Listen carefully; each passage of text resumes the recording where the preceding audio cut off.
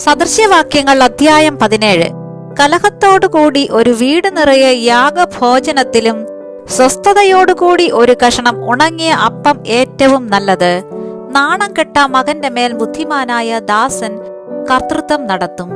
സഹോദരന്മാരുടെ ഇടയിൽ അവകാശം പ്രാപിക്കും.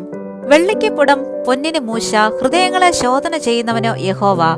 ദുഷ്കർമ്മി നീതികെട്ട അധരങ്ങൾക്ക് ശ്രദ്ധ കൊടുക്കുന്നു. വ്യാജം പറയുന്നവൻ വഷളത്വമുള്ള നാവിന് ചെവി കൊടുക്കുന്നു. ദരിദ്രനെ പരിഹസിക്കുന്നവൻ അവന്റെ സൃഷ്ടാവിനെ നിന്ദിക്കുന്നു.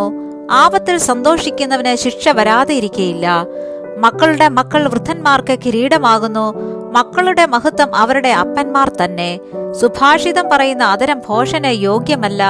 വ്യാജമുള്ള അധരം ഒരു പ്രഭുവിന് എങ്ങനെ?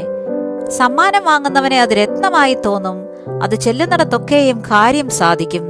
സ്നേഹം തേടുന്നവൻ ലംഘനം മറച്ചുവെക്കുന്നു. കാര്യം പാട്ടാക്കുന്നവനോ മിത്രങ്ങളെ ഭേദിക്കുന്നു. ഭോഷനെ 100 അടിക്കുന്നതിനേക്കാൾ ബുദ്ധിമാനെ ഒന്ന് ശാസിക്കുന്നത് അധികം ഫലിക്കും. മത്സരക്കാർ ദോഷം മാത്രം അന്വേഷിക്കുന്നു. ക്രൂരനായൊരു ദൂതനെ അവന്റെ നേരെ അയക്കും. മൂഢനെ അവന്റെ ഭോഷത്തിൽ എതിരിടുന്നതിനേക്കാൾ കുട്ടികൾ കാണാതെ പോയ കരടിയെ എതിരിടുന്നത് ഭേദം. ഒരുത്തൻ നന്മയ്ക്ക് പകരം തിന്മ ചെയ്യുന്നുവെങ്കിൽ അവന്റെ ഭവനത്തെ തിന്മ വിട്ടുമാറുകയില്ല. കലഹത്തിന്റെ ആരംഭം മടവെട്ടി വെള്ളം വിടുന്നത് പോലെ. ആകയാൽ കലഹമാകും മുമ്പേ തർക്കം നിർത്തിക്കളക. ദുഷ്ടനെ നീതീകരിക്കുന്നവനും നീതിമാനെ കുറ്റം വിധിക്കുന്നവനും രണ്ടുപേരും യഹോവയ്ക്ക് വെറുപ്പ്. മൂഢന് ബുദ്ധിയില്ലാതിരിക്കെ ജ്ഞാനം സമ്പാദിപ്പാൻ അവന്റെ കയ്യിൽ ദ്രവ്യം എന്തിന്? സ്നേഹിതൻ എല്ലാ കാലത്തും സ്നേഹിക്കുന്നു. അനർത്ഥകാലത്ത് അവൻ സഹോദരനായിത്തീരുന്നു. ബുദ്ധിഹീനനായ മനുഷ്യൻ കൈയടിച്ച് കൂട്ടുകാരന് വേണ്ടി ജാമ്യം നിൽക്കുന്നു. കലഹപ്രിയൻ ലംഘനപ്രിയനാകുന്നു. പടിവാതിൽ പൊക്കത്തിൽ പണിയുന്നവൻ ഇടിവ് ഇച്ഛിക്കുന്നു. വക്രഹൃദയമുള്ളവൻ നന്മ കാണുകയില്ല. വികടനാവുള്ളവൻ ആപത്തിൽ അകപ്പെടും. ഭോഷനെ ജനിപ്പിച്ചവനെ അത് ഖേദ കാരണമാകും.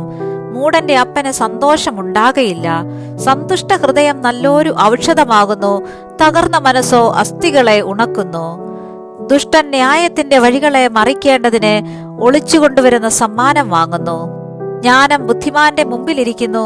മൂഢന്റെ കണ്ണോ ഭൂമിയുടെ അറുതികളിലേക്ക് നോക്കുന്നു. മൂഢനായ മകൻ അപ്പന് വ്യസനവും തന്നെ പ്രസവിച്ചവൾക്ക് കയ്പും ആകുന്നു.